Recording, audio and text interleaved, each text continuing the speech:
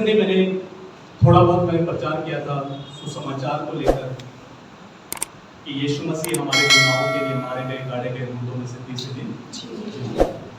मैं आपको एक बात बताता हूँ।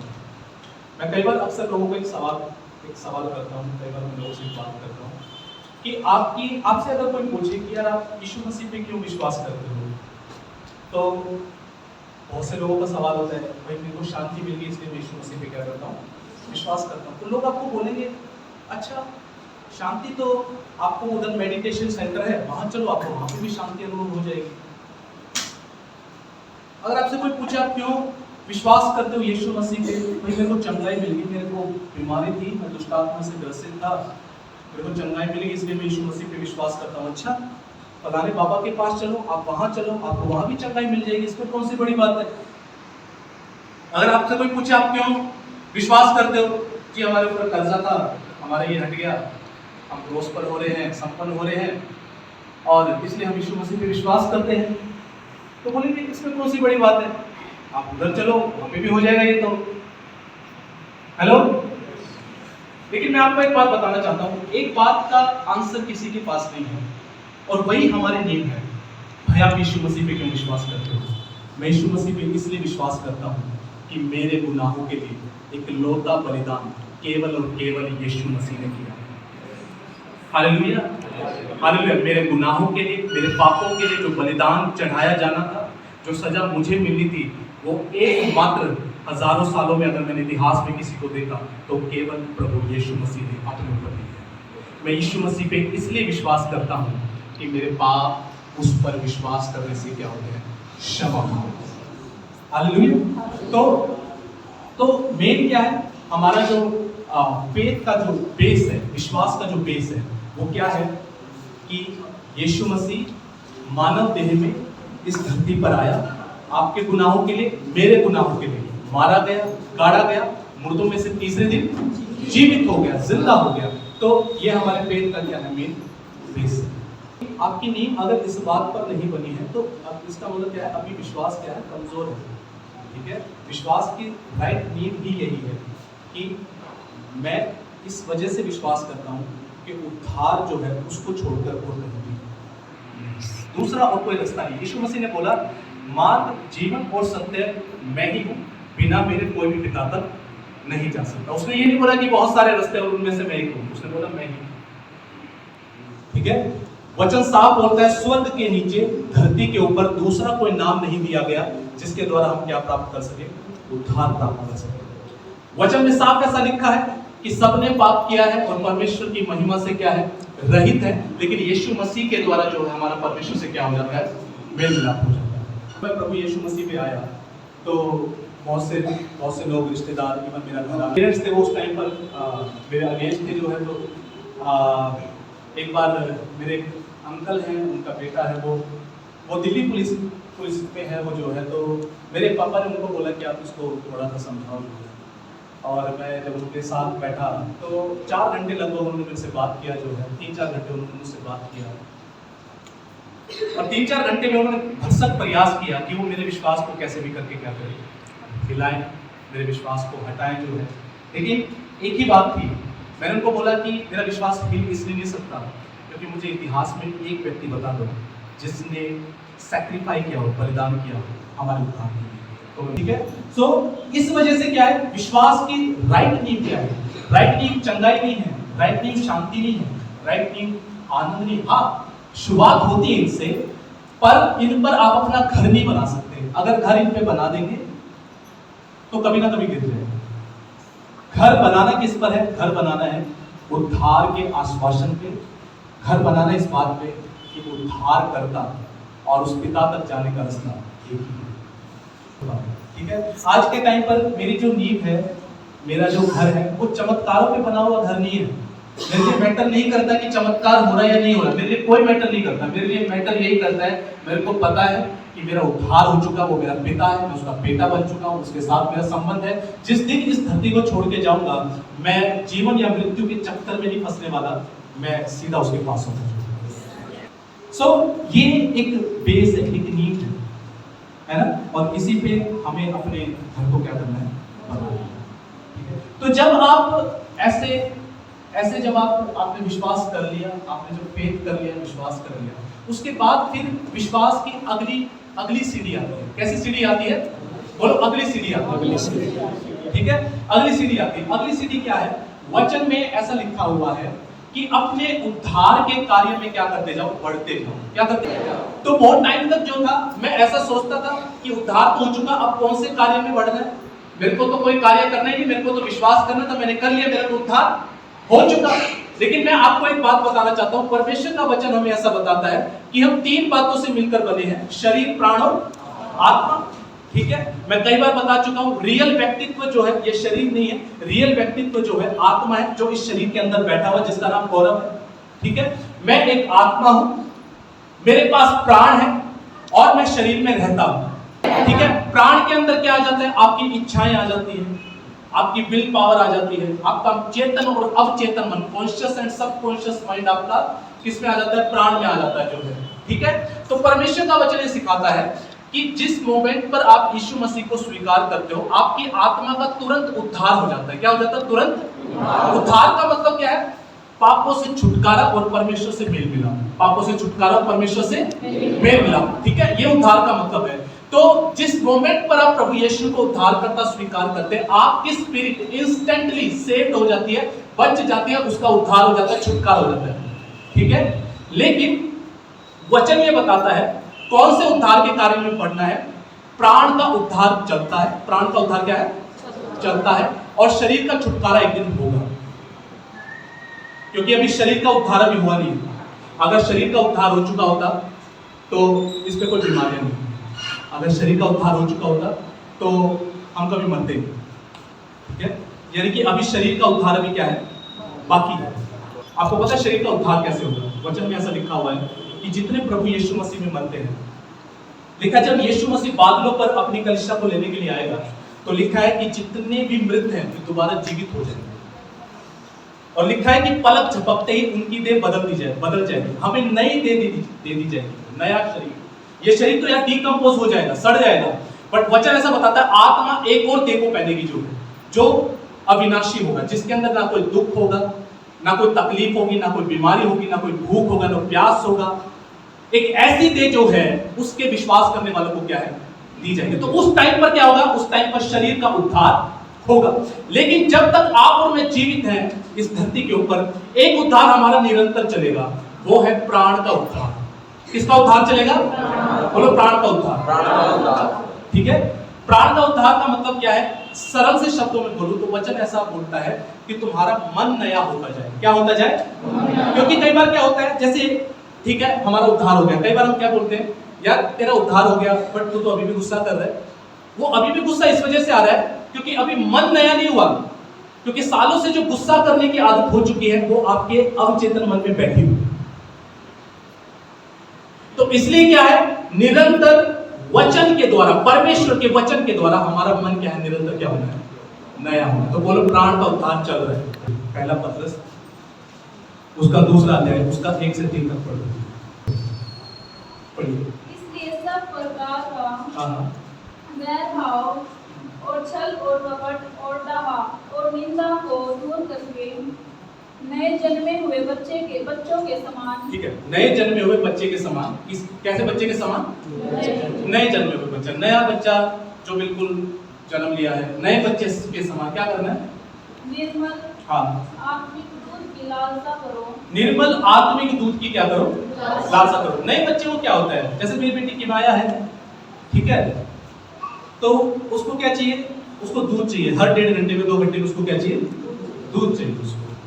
तो यहाँ पे परमेश्वर का वचन ये सिखा रहा है कि आपके अंदर ऐसे भूख हो कि आप निरंतर, आपके अंदर हो कि मैं डेली क्या पढ़ूं, ज्यादा से ज्यादा क्या पढ़ूं, मैं वचन पढ़ूं।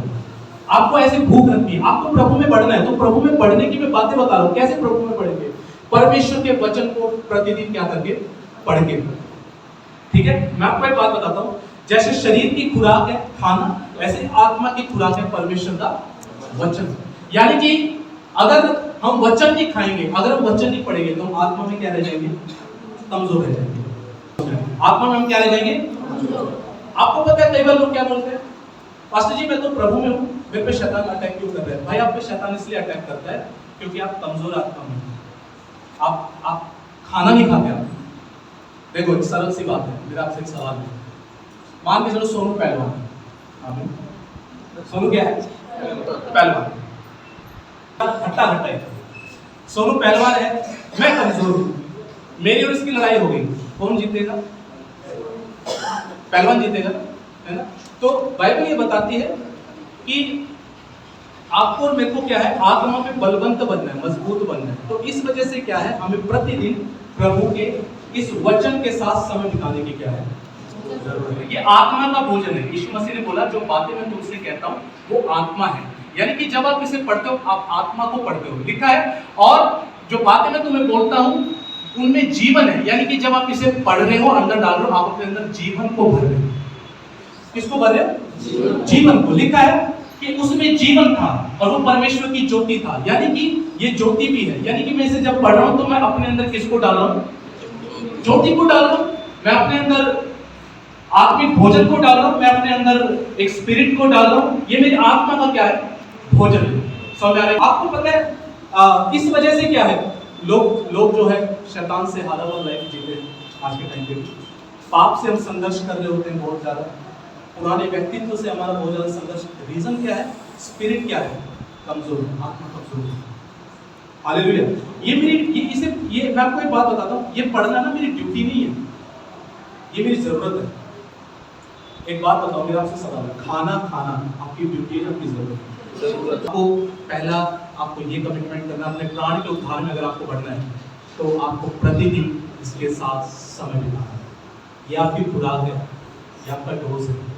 और कैसे बिताना है? लिखा है नए जन्मे हुए बच्चे के समान। मैं एक बहन को जानता हूँ, नजफगढ़ से है, वो क्लिनिक चलाती है, 10वीं पास क्लिनिक चलाती है,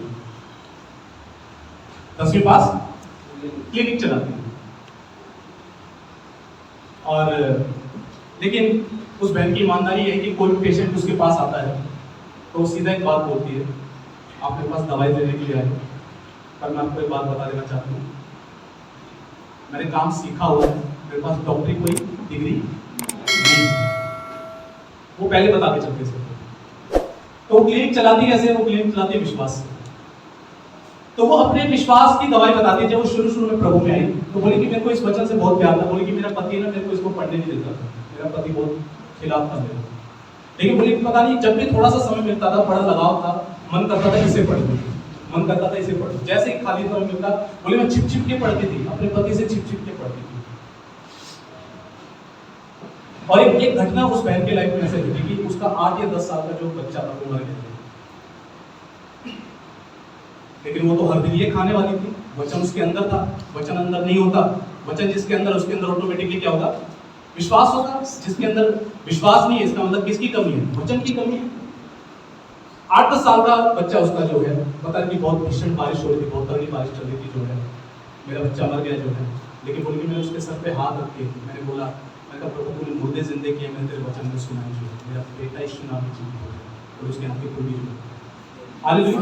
तो उन्होंने बोला, तो वो बता रही कि मैं इससे बहुत प्यार करती थी, मेरे को इसको बार बार पढ़ने की आदत थी। बोली जो क्लिनिक मेरा चल रहा है ना, बोले वो केवल विश्वास से चल रहा है। किससे चल रहा है?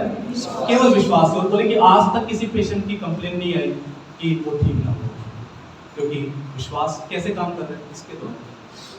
चलो ध्यान से, मैंने इसको प्रैक्टिकली देखा है। आप जब इसके साथ समय नहीं बिताओगे ना, आपका विश्वास कमजोर पड़ेगा। आप सोचोगे यार कुछ टाइम पहले तो मेरा विश्वास बड़ा मजबूत था, आज मेरा विश्वास कमजोर कैसे? तो एक बार बस ये नोटिस करना कि क्या प्रॉपर खुराक खा रहे हो? हेलो, क्या प्रॉपर खुराक खा रहे हो? मैंने इसे नोटिस किया है। मैं जब वचन में समय नहीं बिताता या घोषणाओं में समय नहीं बिताता, मैं 3 या 4 दिन बाद नोटिस करता हूँ मेरा विश्वास का सत्य क्या है, डाउन हो रहा है, कमजोर हो रहा है। तो कमजोर पड़ने का रीजन फाइंड आउट करना है, तो आपको पता लगेगा आपका व्यक्तिगत इसके साथ समय कैसा है। अगर इसके साथ समय नहीं है, आप डाउन हो। ये बिल्कुल बेसिक है। लिखा है परमेश्वर की सामर्थ्य में और उसकी शक्ति में क्या बलवंत होता है। ठीक है, तो ये उद्धार के कार्य में नेक्स्ट स्टेप है। दूसरा स्टेप क्या है? सुनो ध्यान से। दूसरा स्टेप है प्रार्थना में समय बिताना। किसमें समय बिताना? बोलो, प्रार्थना में समय बिताना। यीशु मसीह ने प्रार्थना कई बार लोग सोचते हैं कि यार क्या चीज है। मैं आपको एक बात बताता हूँ, सुनो ध्यान से।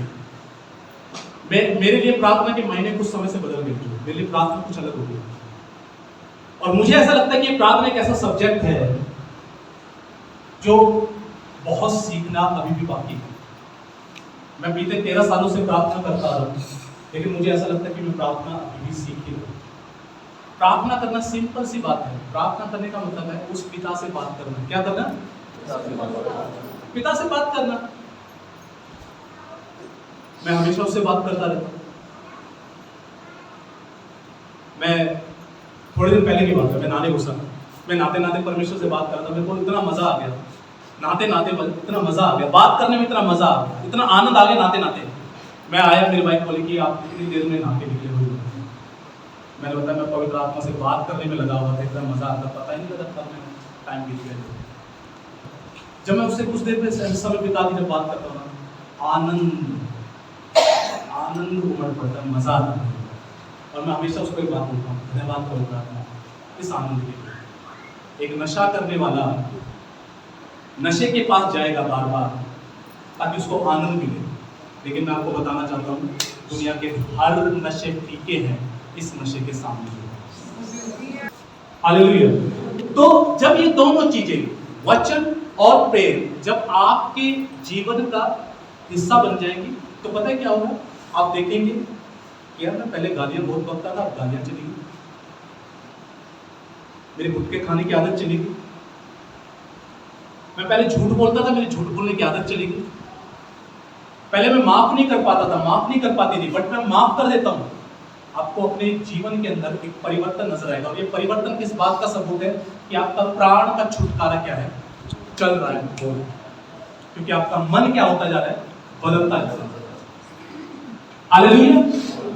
वचन पढ़ते हैं, आप जब प्रेयर करते हैं, जब आप संगति करते हैं, ये निरंतर आपको याद रखना, ये निरंतर आपको एक छुटकारे की तरफ लेके जा रहा है। आप निरंतर छुटकारे में बढ़ रहे हैं, आजादी में बढ़ रहे हैं।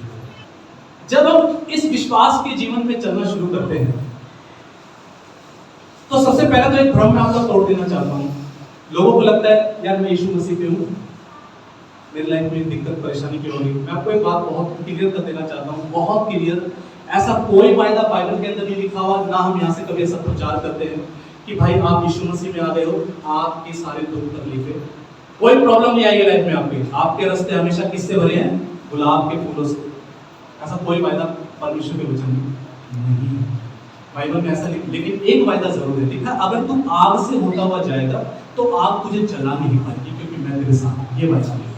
अगर तू नदियों से होता हुआ जाएगा तो नदियां तुझे डुबा नहीं पाएगी, क्योंकि मैं तेरे साथ हूं। ये परमेश्वर का वायदा है। हालेलुया। यानी कि ऐसा कहीं वायदा नहीं है आग नहीं आएगी, पानी नहीं आएगा, नदियां नहीं आएगी। बाइबल बोलती है धर्मी पे तो और भी विपत्ति आती है, लेकिन लिखा है दुष्ट पड़ा रहता है, धर्मी छूट जाता है। हालेलुया। तो क्या होता है? हम जैसे इस लाइफ में चलना शुरू करते हैं, थोड़ी सी परेशानी हुई, अब यहाँ पे ये परेशानी है ना, हमारे विश्वास को क्या करेगी? परखेगी कि हमारा विश्वास कितना खरा है। वे परेशानियां प्रभु नहीं भेज रहा, बट वे परेशानियां जैसे भी आ रही है वे हमारे विश्वास को क्या कर रही है? बोलो, परख। मैंने लास्ट संडे समझाया था, परिस्थितियां हमें परखती है, उसमें ऑटोमेटिकली हमारी परख हो जाती है। तो परिस्थिति आएगी, आपके विश्वास को परखेगी, आपका पता लगेगा कि आपका विश्वास कितना गहरे में है, कितना गहरे में नहीं है।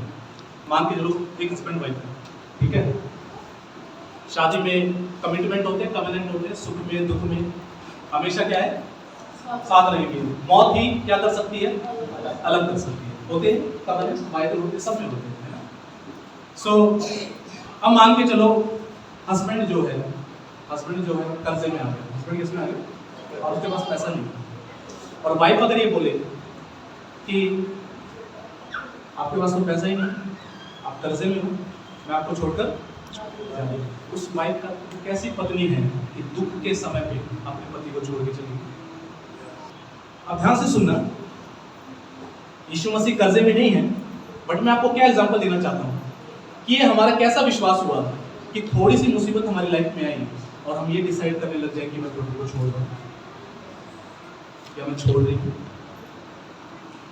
हेलो, हमारा विश्वास कितना खरा है ये पता लगेगा सिचुएशंस में, परिस्थितियों में। याद रखना, आपका फेथ टेस्ट होगा, परिस्थितियां टेस्ट करेगी, शैतान आपको परखने आएगा। ठीक है, अगर आप ये बोले कि आप परमेश्वर नहीं कर रहा, वचन साफ बोलता है बुरी बातों से परमेश्वर किसी की परीक्षा नहीं करता। समझ आ रहा है? कितने लोगों को बात समझ? ठीक है, लेकिन मैं आपको एक बात बताना चाहता हूँ, ध्यान से सुनना। ये जितनी भी परख है ना, ये आपको एक ऊंचे सत्तर की तरफ लेकर जाएगी। कैसे सत्तर की तरफ लेके जाएगी? क्योंकि हर परिस्थिति जो आपको टेस्ट कर रही है, परख रही है, याद रखना वो परमेश्वर आपको देख रहा है। बाइबल में एक व्यक्ति था जिसका नाम क्या था? यूसुफ था। ठीक है, और अगर उसकी कहानी पढ़ोगे, बहुत लंबी है वैसे तो, लेकिन अगर उसकी कहानी पढ़ोगे तो बहुत ट्रेजेडीज घट गई उसके साथ, बहुत परेशानी हुई। कुछ परेशानियां कैसे थी? जैसे उदाहरण के लिए उसके 10 भाई थे। कितने भाई थे? 10 भाई थे। तो 10 भाई होने का मतलब क्या है? बहुत सारा प्यार। अगर छोटा भाई जो होता है, छोटे भाई को अक्सर मैंने देखा है, अगर उसका एक बड़ा भाई भी है तो बड़ा भाई बड़ा केयर करता है, बड़ा प्यार करता है नहीं करता? ठीक है, लेकिन उसके कितने भाई हैं? 10 भाई हैं उसके। ठीक है, 10 भाई हैं, और उन 10 को ये लगने लगा था यार एक दिन ही हमसे बहुत ज्यादा ऊपर जाएगा, हमसे बहुत ऊपर जाएगा। तो उन्होंने क्या किया? इसको ऊपर नहीं जाने देंगे, हम क्या करते हैं, इसको मार देते हैं। क्या कर देते हैं? मार देते हैं। लेकिन एक भाई होता है, उसको तरस आता होगा, मारते नहीं, अपना ही भाई है, एक काम करते गड्ढे में डाल देते हैं। तो उसको क्या कर दिया? गड्ढे में डाल दिया। और फिर एक बोलता है यार गड्ढे में से निकाल के क्या फायदा, पैसे तो आने चाहिए, बेच देते हैं। तो क्या चाहिए हमारे पास? पैसा। तो क्या किया? बाइबल ऐसा बताती है कि यूसुफ को है, उसके भाइयों ने क्या कर दिया? बेच दिया। बाप को जाके 10 ने जाके बता दिया तेरा लड़का जो है मर गया, और बाप छाती पीट रहा है कि मेरा छोटा बेटा मर गया। तो ना तो अब उसके पास माँ बाप का प्यार है, ना ही उसके पास 10 भाइयों का प्यार है। उसको क्या कर दिया? उसने धोखा दे दिया। इतना धोखा मिलने के बाद क्या परमेश्वर से भरोसा टूट जाना चाहिए? नहीं टूट जाना चाहिए? सवाल है, टूटना चाहिए नहीं टूटना चाहिए? अरे इतनी प्रॉब्लम आने के बाद हमारे जैसे 10 बार कुड़कुड़ाएंगे, लेकिन बाइबल ये बताती है कहीं पे भी कुड़कुड़ाया नहीं। और फिर पता है क्या होता है? एक जगह उसकी नौकरी लग जाती है, जहां वो गुलाम था वहां नौकरी लग जाती है। नौकरी लग जाती है, जिसका वो घर था उसकी पत्नी का दिल उस पे आ जाता है, यूसुफ पे। समझ में आ रहा है क्या? यूसुफ पे दिल आ जाता है। यूसुफ को कई बार उकसाती है, जबरदस्ती करती है, कहती है मेरे साथ सो, मेरे साथ समय बिता। यूसुफ को होना चाहिए था कि यार 10 भाइयों ने प्यार नहीं किया, माँ बाप का प्यार नहीं मिला, आज कोई गले लगा रहे तो गले से लगा लेना चाहिए, प्यार करना चाहिए। होना चाहिए नहीं होना चाहिए? हेलो, वो वाजिब था, उसके जायज रीजन थे वो काम करने के। लेकिन पता बाइबल क्या बताते हैं? लिखा है उसने उस औरत को मना करके पता क्या बोला कि मैं परमेश्वर की दृष्टि में कोई भी गलत काम नहीं करूंगा। क्या उसकी परख नहीं हुई थी वहां पे? हेलो, क्या उसकी परख नहीं हुई थी वहां पे? 100% उसकी परख हुई। और आपको पता है जब उसने मना कर दिया तो उस औरत ने अपने हस्बैंड के सामने उस पे गलत इल्जाम लगा दिया कि ये मेरे साथ जबरदस्ती कर रहा है, जब उसने ऐसा कुछ नहीं किया। तो आप पहुंच गया, जेल पहुंच गया। अब कुड़कुड़ाना चाहिए नहीं कुड़कुड़ाना चाहिए? परमेश्वर तुझ पे विश्वास करता हूं, तेरे साथ समय बिताता हूं, संबंध है, वर्ड है, प्रेयर है। कोई प्यार करने आया था, अच्छा होता प्यार कर लेता, उसकी दौलत मेरी हो जाती, मालिक की तरह जीता। हेलो, समझ आ रहा है क्या? लेकिन ऐसा कुछ भी नहीं किया, जेल में है, फांसी लगा लेनी चाहिए, डिप्रेशन में आ जाना चाहिए। बाइबल बताती है ऐसा कुछ भी नहीं किया उसने। जो 2 साल के बाद जेल से बाहर निकला, परमेश्वर उसको प्रधानमंत्री के तौर पे बिठाया। सालों तक उसकी जो परख थी, उस परख में वो खरा निकला। जो परमेश्वर की जो योजनाएं हैं आपको लेकर, मुझे लेकर, प्यारे भाई प्यारे बहन, वे तब ही पूरी होंगी जब इन परख में से हम खरे निकलेंगे। हमारा विश्वास कितना सच्चा और खरा है, मेरा आपसे सवाल है। तो आपको आपकी नींव, आपका फेथ कितना मजबूत है, ये इन्हीं दिनों में, इन्हीं की परिस्थितियों में बता है ना। मैं आपको उदाहरण के लिए एक और बात बताता हूँ। देखो, मैं आज के टाइम पर हम जो भी सेवकाई कर रहे हैं, जो भी मिनिस्ट्री कर रहे हैं, आप में से बहुत लोगों के जीवनों में काम हो रहे हैं, उद्धार पाया है, चंगाइयां हुई है, छुटकारे हुए हैं, लोगों के जीवन में काम हुए हैं। लेकिन मैं आपको एक बात बताना चाहता हूँ कि यहाँ तक पहुँचने में ऐसा नहीं है कि बड़ा आसान था, बिल्कुल आसान नहीं था। मैं भी परखा गया, जीवन के क्षेत्रों में अलग अलग बातों में परखा गया, ठीक है। जिस टाइम सेवा नहीं थी, सेवा हाथ में होने के बाद नहीं, जिस टाइम सेवा नहीं थी उस टाइम पे मैं आपको बता रहा हूँ, परखा गया, बहुत सारी बातों में परखा गया। मैंने कई बार उदाहरण दिए, मैंने कई बार एग्जाम्पल दिए। 2014 के अंदर मेरे पास एक ऑफर था, 6 लाख रुपए मेरे घर वालों को देना था और मेरी नौकरी लग जाती रेलवे में और 35,000 सैलरी होती 2014 में। सिर्फ पेमेंट करनी थी और काम हो जाता। मेरे सिर्फ हाँ करने की सिर्फ बात। पर आपको एक बात बताऊं, मुझे पता था कि प्रभु ने इस रेलवे नौकरी से किसी बड़े काम के लिए बुलाया। मैं इस छोटे मोटे धंधों में फंसने वाला नहीं। मैंने अपने घर वालों को बोला कि 2 सूखी रोटी खा लेंगे, पर ये रिश्वत देने लेने का काम नहीं करेंगे, ठीक है। आज के टाइम पे आज के टाइम हम सोचते हैं कि हमारा विश्वास कितना खरा है। आज के टाइम पे आज हमारे पास जब छोटे छोटे ऊपर आते हैं और हम उनके सामने फिसल जाते हैं, हमें पता लगता है कि यार हम कितने भी खरे, हमारा विश्वास कितना खरा है।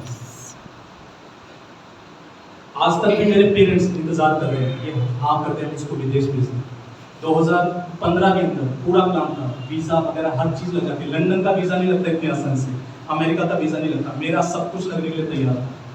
बट मेरे को अच्छे से पता था, बहुत अच्छे से, कि मैं लंदन के लिए नहीं बुलाया गया, मैं हरियाणा के लिए बुलाया गया, ठीक है। पर उस टाइम पर प्रभु ने देखा कि आज इसको पता है इसकी लाइफ में बुलाहट है। अगर मैं उस टाइम पे लंदन भाग लेता तो आज मेरे हाथ में कलिसिया नहीं होती। रीजन पता है क्यों? उसको पता होता ये भगवान है। आप परखे जाएंगे, आप अपनी लाइफ में अलग अलग ऑफर आएंगे आपके पास। मैटर करता है आपने अपने विश्वास और परमेश्वर की योजना को पकड़ा या नहीं पकड़ा। मैं कई बार एक बात बोलता हूँ कि परमेश्वर आपको चमत्कार देने से भी ज्यादा इंटरेस्टेड है आपका कैरेक्टर डेवलप करने में। ये टाइम है आपका कैरेक्टर डेवलप होने का, ये टाइम है आपका विश्वास और ज्यादा मजबूत होने का, ठीक है। सुनो ध्यान से, विश्वास मजबूत है ये इस बात से पता नहीं लगता कि कुछ हो रहा है, ये पता तब लगता है जब कुछ नहीं हो रहा तब भी आप खड़े, तब पता लगता। लेकिन मैं आपको एक बात बताता हूं, अगर आपकी लाइफ में कुछ भी गलत घटेगा तो मैं आपको आज एक वायदा देता हूं परमेश्वर के वचन के आधार पर। रोमियो 8 है, उसका 28वां वचन पढ़िए। हम जानते हैं कि जो लोग किससे? परमेश्वर से। ध्यान से सुनना, एक वायदा है, एक प्रतिज्ञा है परमेश्वर की, लेकिन उनके लिए है क्या लिखा हुआ है? जो परमेश्वर से क्या करते हैं? प्रेम रखते हैं। हाँ, जो परमेश्वर से प्रेम रखते हैं उनके लिए सब बातें मिलकर भलाई ही को उत्पन्न करती है। भलाई ही को क्या करती है? उत्पन्न करती है। किसको उत्पन्न करती है? सुनो ध्यान से, जो लोग परमेश्वर से क्या करते हैं? प्रेम करते हैं। प्रेम करने का मतलब क्या है?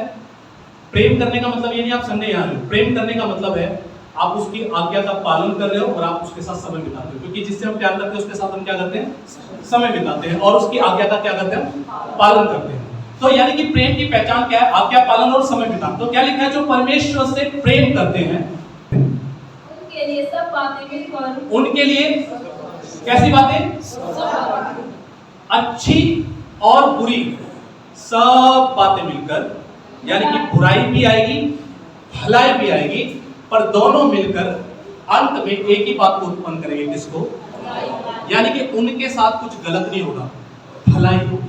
राजा दाऊद भजन संहिता 23 में लिखता है, निश्चय करुणा और भलाई जीवन भर मेरे साथ बनी रहेगी। मैं जीवन भर किसको देखूंगा? भलाई को देखूंगा। तो एक बात आप बना लीजिए अपने अंदर, मेरी लाइफ में अगर कुछ गलत भी घटेगा ना, तो मेरे को ये पता है अंत में मैं इसमें भी भलाई को ही देखूंगा। किसको देखूंगा? भलाई को ही देखूंगा। मैं वैसे तो मैं आपको बताऊं 13 सालों में मैं प्रभु की उपस्थिति में बोल रहा हूँ, 1% आपको झूठ नहीं कह रहा, मैंने बहुत सारी भलाइयां देखी है, बुराई के अंदर भी भलाइयां देखी है। बट मैं आपको कुछ एग्जांपल दे सकता हूँ जो आपको मोटिवेट करेंगे कि यस, परमेश्वर भलाइयों को पैदा करता है। कई बार ऐसा होता है, हम कई बार बुरा मान जाते हैं लोग, शुरू से लेकर आखिर तक। मैं आपको बताना चाहता हूँ, कई बार ऐसा हुआ जब मैं प्रभु में नया नया, मेरे बहुत सारे दोस्तों ने मुझे छोड़ दिया, बट मैं समझता हूँ कि अच्छा वो उन्होंने मुझे छोड़ दिया, अगर वो ना छोड़ते तो उन्हीं बातों में फंसा रहता है ना। लोग कई बार आपको लगेगा यार तू मेरे लाइफ में चला गया, मेरे को ठोकर दे के चला गया। मैं आपको बताना चाहता हूँ अंत में सब बातें मिलकर आपके लिए भलाई को ही उत्पन्न करेगी, भलाई को ही पैदा करेगी। हालेलुया। एक बात आप अपने मन में गांठ बांध लीजिए, दाऊद के समान निश्चय कर्म और भलाई जीवन भर मेरे साथ बनी रहेगी। अपनी नींव बना लीजिए इस बात पर, अपने मन को भर लीजिए कि मेरी लाइफ में कुछ भी घट जाए लेकिन मैं निरंतर केवल परमेश्वर की भलाई को ही देखूंगा। मुझे केवल भलाई के लिए बुलाया गया है, मैं अंत तक भलाई की गवाही दूंगा और मैं वो गवाह बनूंगा इस दुनिया के सामने जो ये बताएगा कि परमेश्वर भला है और मैंने लाइफ टाइम उसकी केवल भलाइयों को देखा है। बहुत सी विपत्ति, महामारी, बीमारियों में भी मैंने केवल उसकी भलाइयों को देखा है। केवल लाइफ कैसे जीते? आप परमेश्वर के वचन के अनुसार अगर आपकी लाइफ है, अगर आप उसके साथ जीने वाले हो तो याद रखना आपके लिए भलाई ही होगी। ये सब ना विश्वास की बहुत बेसिक बातें हैं, बहुत सारी बेसिक बातें हैं। आप लाइफ में कुछ प्रॉब्लम्स आएंगी तो घबराना नहीं, परेशान नहीं होना, इतना समझ लेना हम भलाई को ही देखते हैं। मैं प्रभु में क्यों आया? मैं डिप्रेशन में था, मैं तो आज देखता हूँ परमेश्वर ने डिप्रेशन को भी भलाई में उत्पन्न कर दिया। अगर मैं डिप्रेशन में नहीं गया होता तो मैं कभी यीशु को नहीं जानता, है ना। कैनिथ हैगिन एक प्रभु के जन थे, 4 स्टेज कैंसर हो गया। आप अगर उनको 4 स्टेज कैंसर ना हुआ होता तो कभी विश्वास के योद्धा ना बनते और विश्वास से कैसे बीमारी को हराना कभी नहीं सीख पाते थे। हालेलुया। प्रभु कैसे लोग हैं जो कर्जों में चले गए थे जो है, लेकिन उस कर्ज को भी प्रभु ने भलाई में पैदा कर दिया, क्योंकि अगर कर्ज लाइफ में ना होता तो इस कर्ज को कैसे पहाड़ को अपने पांव तले रोकना कभी सीख नहीं पाते थे। हालेलुया। हर बात को याद रखना, परमेश्वर भलाई में पैदा कर देता। इवन प्रभु से प्रेम करते हुए अगर आप कहीं गिर भी जाओ, आपसे कोई गलतियां भी हो जाए, तो मैं आपको एक बात बता देना चाहता हूं, परमेश्वर उसको भी भलाई में पैदा कर देगा। जैसे उदाहरण के लिए मैं आपको बताता हूँ, राजा दाऊद था, परमेश्वर से प्रेम करता था, बट एक गलती उससे हुई, किसी और की स्त्री उसे पसंद आ गई, व्यभिचार किया और उसके हस्बैंड को क्या कर दिया, चालाकी से मरवा दिया। लेकिन उसके अंदर सच्चा पश्चाताप आया, उसने रिपेंट किया, पश्चाताप किया, माफी मांगी, तो परमेश्वर ने क्या किया, उसको भी भलाई में पैदा कर दिया। बैशबा के द्वारा ही राजा सुलेमान आया। और अगर रेस को देखें जो है, तो सुलेमान की जब रेस आगे बढ़ती जाती है, उसी रेस में से मरियम आई थी जिसके अंदर से यीशु मसीह ने क्या लिया था, जन्म लिया। इस सिचुएशन में आपको पता है, कई बार आपको लगेगा कि परमेश्वर बात नहीं कर रहा मेरी परिस्थिति से, आपको लगेगा मेरे कर्ज से रिलेटेड प्रभु बात नहीं कर रहा, मेरे फाइनेंस की स्थिति से संबंधित बात नहीं कर रहा है। पर आपको पता है वचन में क्या लिखा हुआ है? इजराइल को उसने बोला, मैं तुझे सिखाना चाहता था कि मनुष्य केवल रोटी से नहीं, परमेश्वर के वचन से जीवित हो। ये टाइम है जब आपसे परमेश्वर बात नहीं कर रहा और आपको अपनी फाइनेंशियल प्रॉब्लम्स नजर आ रही है। ये टाइम है जहां विश्वास पे वचन को थाम लेना मजबूती से। वचन बोलता है, मैं मसीह यीशु में स्वर्गीय स्थानों में सारी आत्मिक आशीषों से आशीषित हूं, प्रभु में वचन को पकड़े रहूंगा। राजा दाऊद लिखता है, यहोवा मेरा चरवाहा, मैं कभी घटी को। आपको पता उसने ये चीजें कब लिखी? तब नहीं जब वो राजा बन गया था, तब जब वो चरवाहा था और जब उसका जेब भरा हुआ नहीं होता, तब बोलता था वो, यहोवा मेरा चरवाहा, मैं कभी घटी को नहीं देखूंगा। तो इन टाइम पे आपको वचन को थामना है, खड़ा होना, ठीक है, अपने फाइनेंस में, चाहे वो बीमारी में, चाहे वो घर की किसी भी परिस्थिति में। हालेलुया।